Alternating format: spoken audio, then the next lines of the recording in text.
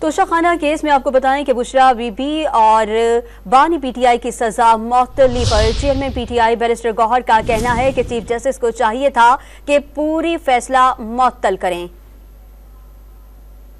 Court نے معطل کی ہے، بل ہم تو توقع یہی کر رہے تھے، چیف جسٹس صاحب کو چاہیے تھا کہ پوری ججمنٹ سسپینڈ کر دیتے۔ یہ ججمنٹ سسپینڈ کرنے والی تھی اور ججمنٹ کو سسپینڈ کرنا چاہیے تھا بجائے اس کے کہ صرف سزا کو معطل کرے۔ لیکن پھر بھی یہ تو دیکھنے میں آیا کہ کورٹ نے سزا معطل کی ہے، لیکن پوری ججمنٹ سسپینڈ کرنی چاہیے تھی۔ سزا اگر آپ معطل کرے تو بیل مل جاتی ہے، اور اگر ججمنٹ بھی آپ پوری سینٹینس کرے تو اس کی جو کنوکشن کا اسٹگما ہے وہ بھی ساتھ ختم ہو جاتا ہے۔ اس لیے ہم چاہ رہے تھے کہ دونوں سسپینڈڈ ہو۔ جو سزا اگر سسپینڈ ہو جائے تو یہ ضمانت ہی ہوتی ہے، آپ مچلکا جمع کرتے ہیں، آپ جیل سے باہر آتے ہیں، لیکن آپ کی کنوکشن اگر کوئی ہے تو کنوکشن برقرار رہتی ہے یا ڈسکوالیفیکیشن برقرار رہتی ہے۔